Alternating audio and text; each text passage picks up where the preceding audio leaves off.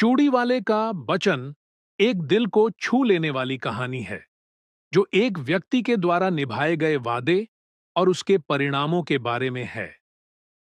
यह कहानी एक छोटे से गांव में रहने वाले रामू की है। करता था। उसकी चूड़ियों की दुकान गांव की महिलाओं में काफी लोकप्रिय थी, क्योंकि वह सस्ती और सुंदर चूड़ियां बेचा करता था।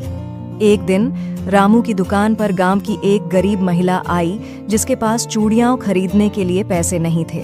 वह महिला अपनी बेटी की शादी के लिए चूड़ियां लेना चाहती थी, लेकिन गरीबी के कारण वह बहुत परेशान थी।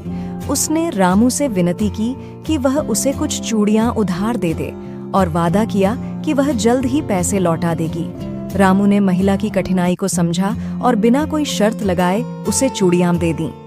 उसने उस महिला से कहा, तुम अपनी बेटी की शादी अच्छे से करो, पैसे की चिंता मत करो, जब हो सके लौटा देना।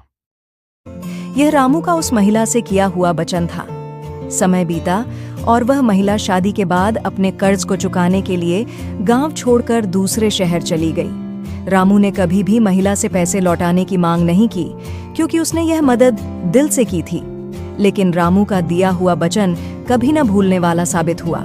कुछ साल बाद रामू की दुकान में आग लग गई और उसकी सारी चूड़ियां जलकर राख हो गईं। उसका व्यवसाय बर्बाद हो गया और वह कर्ज के बोझ तले दब गया। उसी समय एक अमीर व्यापारी गांव में आया और रामू से मिला।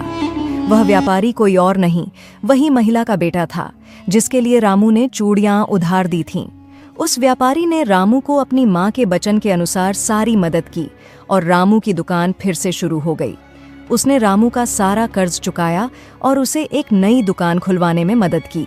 रामू के दिल से किए गए एक छोटे से वचन ने उसकी पूरी जिंदगी बदल दी। इस कहानी से यह संदेश मिलता है कि सच्चे दिल से किया गया कोई भी कार्य बेकार नहीं जाता।